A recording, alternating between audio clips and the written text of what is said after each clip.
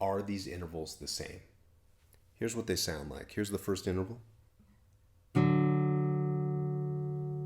Here's the second.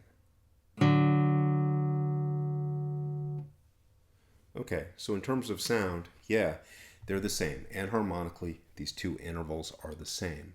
However, they look different on the page. So let's figure out what they would be called.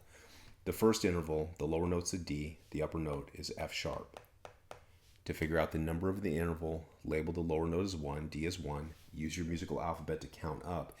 E would be a second, the F is a third above the D. So it's some kind of third. And what kind of third is it? If you count the half steps, there are a total of 4 half steps.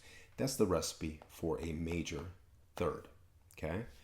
Now here, we've got a G flat on top. So D as the lower note, G flat on top. Now, what would you call this? Well, if D is 1, use your alphabet to count up.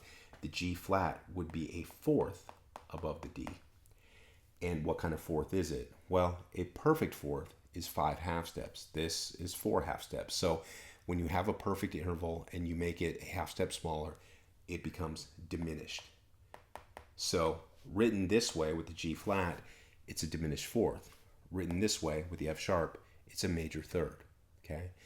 So, well, how does this work? What's the big deal? What's the difference really? And why can't we just say that they're the same interval? Well, on a fixed pitched instrument, like let's say a piano, you can't adjust, right? F sharp and G flat are the same note. You push the same key, you get the same sound, okay? But on instruments where you can adjust intonation, let's say like a woodwind instrument or like an orchestral string instrument, like a violin, players will tell you that they're going to play the F sharp and the G flat slightly differently. They're going to intonate it a little bit sharp or a little bit flat, depending on the situation. So these intervals aren't really the same. Yes, I know enharmonically, I played it there on the guitar. Okay, it sounds the same. If you played them on the piano, it sound the same. But really, they're not. They're different. And when you see it on the page as a musician, you would say, oh, those are different. They look different. And right away you say, okay, yeah, the first one you'd recognize as a third. The second one you'd recognize as some kind of fourth, just because of the spacing of the notes on the staff.